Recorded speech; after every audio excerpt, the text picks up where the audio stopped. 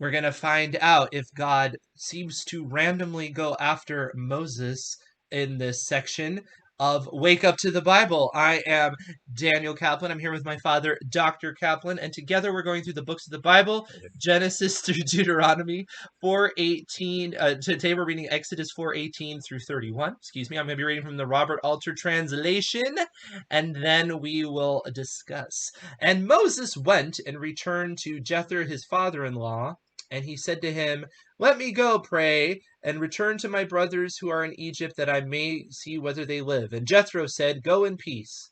And the Lord said to Moses in Midian, "Go, return to Egypt, for all the men who sought your life are dead."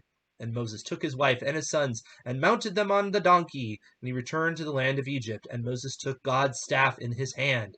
And the Lord said to Moses, "When you set out to return to Egypt, see all the portents that I put in your hand, and do them before Pharaoh. But I on my part shall toughen his heart, and he will not send the people away.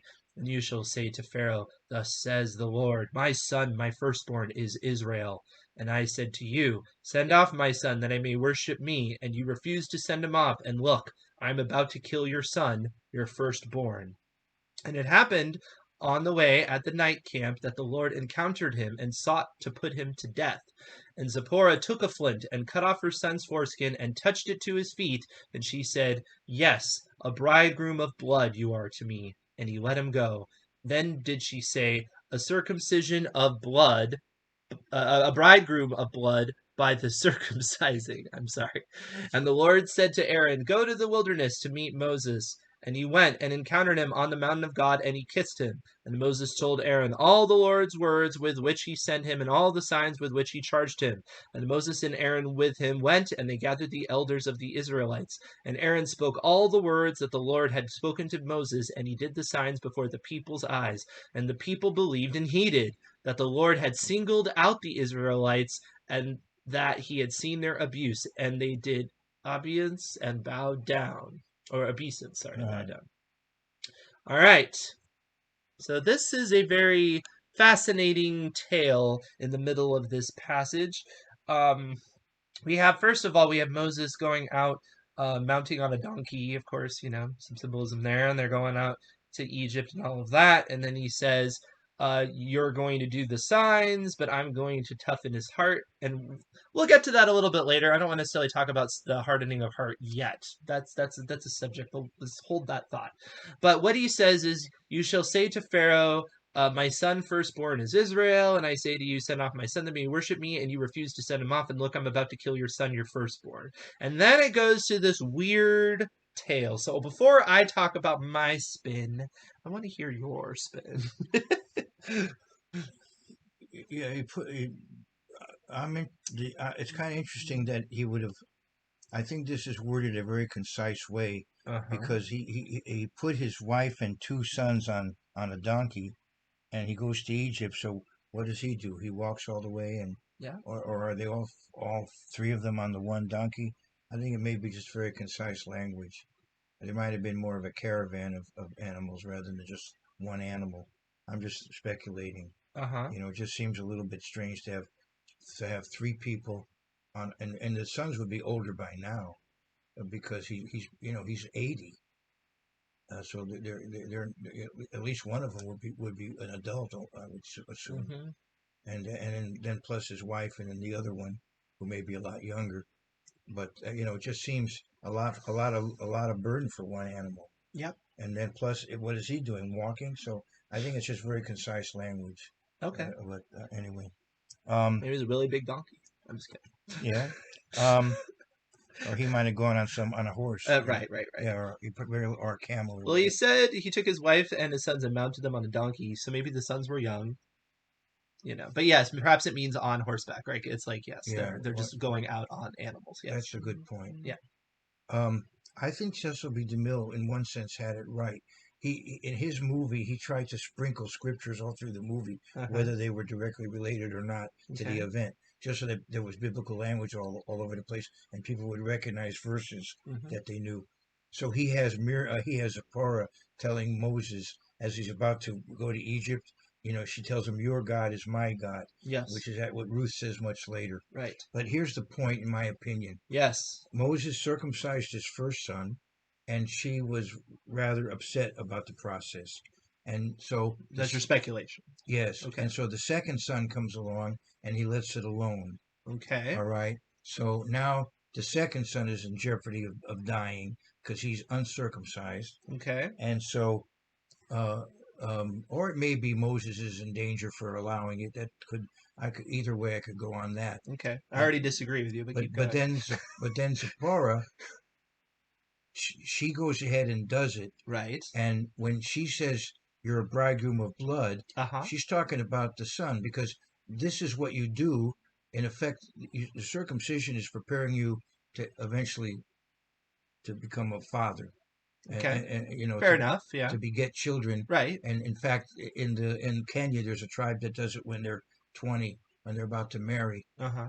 But it's easier to do it when it's a babe, when you're a baby, and 8 days is as quick as you can do it and be safe. Right. Medically, yeah. Yeah. So, but it's preparing you for marriage. So the bridegroom of blood, I think, is the second son. Mm-hmm. And so I think what's going on here is Zipporah is in effect con, is in effect yielding to the son, what will become the covenant later. She's yielding to the Abrahamic covenant and performing the circumcision. She's in effect getting on board finally. Interesting. Yeah. So I completely disagree with that. But no, well, no, I agree with some of it. This is my thought. Okay. Let's look at the context, because you're right. The story is very sparse. Right? We don't really know, especially because it says the Lord encountered him and put him to death. We don't know who the him is. There's three possibilities, right? So this is my thought. Let's go to the context. Context matters, right? So God says, "My son, my firstborn is Israel," and then He says, "Send off my son, that he worship me." And you refuse to send him off, and look, I'm about to kill your son, your firstborn, right? So what He's telling him is that Pharaoh's firstborn is going to die. So, what's about to happen? I think Moses' firstborn is about to die because he has not been circumcised. Okay. And then Zipporah performs this act of circumcision. And when she says, "Yes, a bridegroom of blood you are to me," I agree with what you're saying. But what she's also saying is essentially talking about conversion itself, and it's a parallel to Passover. The angel of death is going to kill Moses' son. She has to do a sacrificial sort of ritual involving blood, and the blood saves his son. And yes, it's all part of. I agree with the conversion, all of that. Fair enough. I'm just going to move it to Moses' firstborn for the sake of parallelism. That's my thought. what about the second one? The second one wouldn't be killed because remember, it was only the No, firstborns no, that no, no. died. But then what happened to the second one? I'm guessing he got circumcised too, but the point of this is that it's a parallel to the firstborns of Egyptians dying All later. right. So the second But one. the reason why you don't die as a firstborn is because of blood, right? So, So this is basically preparing Moses for the Passover ceremony. Maybe this even happened at Passover. I don't know. That time of year. And this is setting him up. This is a parallel to that. That's how I view this. I view this as a parallel. And if you think about you're a bridegroom of blood, you are to me. Essentially, that is kind of the religious experience in general, because blood is what covers our sins. So what it leaves out is that the second son would have probably also been circumcised at this point. Yes, because Right. it's not relevant to the narrative. What's relevant to the narrative is that God was going to kill the firstborn son, as He was going to kill the firstborn of everybody later, if not for blood. So that It's similar to what you said. no, I just tweak it because I just like the parallelism. no, I'm on board with that. There we go. That's possible. Yeah. Yeah, as a possible interpretation. If you have other, it could be that maybe Moses was in jeopardy because he hadn't done the right thing. You could look at it that way. It would still be the same. I just think because because if you look at the thing, it says, "I'm about to kill your son, your firstborn," and then the next sentence is, "And it happened on the way at the night that the Lord encountered him." So you would think linguistically the him is the firstborn. That's just the way my mind would work. I'm not saying that's true, It would be, but it would imply that that's what he's talking it would be about. strange to tell Moses to do all this and then want to kill him, rather than Exactly. that issue should have been settled when he Well, called him. also, this doesn't imply that this is like some random act of intervention, right? You could read it and get the idea it's like, well, God's going to kill him, and they have to like at the last minute. It could be like Passover, and he said, and maybe Moses wasn't aware of the circumcision ritual, maybe he hadn't done it for whatever reason, and God said, look, this is what you need to do in order to be part of it, and then Zipporah did it, and then they did this whole Okay, here's process. a problem with it. Okay, problem. Um, I guess it would be easier for someone else to do it than for a person to do it to himself, huh? Well, And how old was the son, you mean? the son was almost surely an adult because Moses is eight. Moses was 80, Yeah, right? the son is almost this first It son. would obviously be easier for somebody to do it than to you to do it yourself. Are you Uh, kidding? yeah, okay, yeah, all right. Because Abraham did it to himself, evidently. It seems like it, yeah. But yeah, But maybe your point is valid and that maybe Zipporah had an issue with it and maybe that's why it wasn't done until now too. Maybe this is part of the but the conversion. fact of her Was doing the it, son Gershon? I Yeah, maybe her doing it mattered. yeah, in other words, it was a firstborn son, but her doing it shows that she's, as I said, on board I with. agree with that. Yeah, That seems reasonable. all This is right, the first time we get an idea that she's on board religiously with yeah, Moses. all right, Because we don't get anything about her besides she got married to him, right? right, This yeah, shows you that she is in covenant, right? right, yeah. And it could be you're right. Maybe she didn't want to do it. Maybe her cultural background was that would be considered. And so Moses let it ride Moses let it ride. Yeah, but at this point he's like, nope, you got to do that because right. because you see, in one sense, see, you could argue a baby, a baby. You don't take the life of a baby for what the parent didn't do, but you could take the life of an adult because the adult could have had it done. Well, God does take the life of people for stuff their adults do, in just a few chapters. So I don't really agree with that. Well, that's a point. And Yeah, that's the parallel I'm drawing. yeah. Well, yeah. All right. Fair enough. Okay, fair enough. Because that's where the account does. The Yeah, account draws the yeah. parallel, in my opinion, because of the context. No, no, yeah, that makes sense. So that's why I make that. Firstborn is mentioned a couple of times there. Right. Yeah. All right. Sounds okay. So to me, it's a parallel. Basically, Moses is doing a practice Passover kind of thing before the other Passover. Okay. Right. I mean, he's doing other practice things like the snake and the what he tells them about the water turning to blood and physical fiction. So this is just he's kind of doing a little test of the whole thing, and then he's going to do it, and that would give Moses more confidence that yes, there's going to be an angel of death and it's going to pass over you because I've already experienced this, and he could even speak to that to everybody else. Right, and it would take time to get to Egypt. Mm-hmm. So when he gets there, then the events take place in the next Passover. They leave. Mm-hmm. The events take Yeah, place. I mean, I'm not saying this actually did happen in Passover. I'm not sure. Some people have to parse it out to see if it's possible, but it could. I guess it could be. I don't know. It could be a year from now is when they leave. I don't know. It doesn't really Depends say. how long the plagues lasted and It seems like about a year, right? all the rest. I mean, there were 10 of them, so you know. Yeah, uh, I don't know. Anyway, if you have thoughts, if you have other speculation, you can comment below and let us know about that. Because it is an interesting passage. I just think that's the clearest one. Because to my dad's point, I just never really liked the idea that randomly God's going to kill Moses after he chose him. I think to do this kind of practice, first death of the firstborn ritual, and also it doesn't even have to be like I said, where people are like, well, Zipporah had to just bail him out of the situation. It could be that God told him all of that, and that's just not here, right? well, also Because the essentially, the angel of the Lord did seek out to kill. Who would it have been? Aaron? Was Aaron the firstborn? Who was the firstborn of Moses' family? Aaron was older, yeah. right? Was Aaron the firstborn or Miriam? I'd have to go back and check. Okay, but anyway, whoever it was, essentially, the angel of the Lord sought out to kill them on Passover night, and then didn't because of the blood on the There you doorposts. go. Yeah. So this is just a reflection. And also along those same lines, in order to partake of the Passover, one needed to be circumcised. Right. Yeah. Exactly. Right. So another parallel. Yeah. I feel like there's a lot of parallels there, Yeah. and I think the whole bridegroom of blood is kind of a beautiful metaphor of salvation and everything. You know.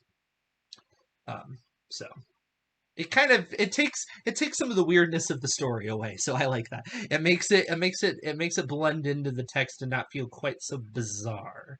And I generally like to try to soften those edges when I can. And then the question you could still ask is why it is worded so compactly. That'd be a subject maybe for another time. Mm-hmm. Or to think Why through. it doesn't really give us all the clues? Yeah, yeah. Why? It doesn't say who the him is or Well, why all of a sudden there the was such the anger. compactness of the account. There may be a reason. Yeah, Obviously there's a reason for the way it's worded, fair enough. for the compactness Yeah, of the account. right. Well, if you say it's one, let's say your speculation is true, and Zipporah didn't want to do it, and so that's why it hadn't been done. Perhaps it's to not have that preserved in such a direct Yeah, way, right. just out of respect That's of Zipporah. I no. I was going to say it's kind of unsavory, Mm-hmm. and they're like dotting an I, crossing a T. They should have done earlier. Mm-hmm. So just don't talk for too long about it. And ultimately, God is using it as a parallel of something later. So let's emphasize that, and let's downplay Okay. the unsavory nature All of it right. Fair enough. from a literary There you perspective. Okay. All right, so the Israelites are believing, and so we can move along, and we will see what happens next, unless you have something to talk about. Yes? What is one thing that hit me today in as my son was reading it, and Aaron spoke all the words Yep, which Eternal has spoken unto Moses. So that's right. indeed, Aaron is a spokesperson, Right, because and he's a good salesman. it's That's my often argument. I know now in the Cecil B. DeMille movie. Master Basically, persuader. all Aaron does is sort of lift up a staff. He doesn't have that much to say. No, One thing he says is, "How can we make bricks without straw?" right, Which isn't necessarily what he would have said. right. So here you see he was Well, doesn't it say, it says Aaron spoke all the right. words, and he did the signs. The he is Moses, right? Right. Moses Yeah, did the signs and right, Aaron spoke the words. right. Right. Mhm. So just wanted that's interesting. Yeah, Okay. yeah, it matters. It matters. And this is something that you have to keep in mind too in religious organizations, right? It's like everybody has their role to play. You keep that in mind. Don't expect that the person that is really good at persuading you and telling you things and selling you and marketing is going to be the person that is necessarily the most grounded in reality, or is going to be that figure that's going to create a stability for the group. They may not be. They might be the person that will build a golden calf. I'm just telling you. Be careful. Good point. Yeah. All right. So if you like this podcast, please like, subscribe, hit the bell, and we will see you tomorrow.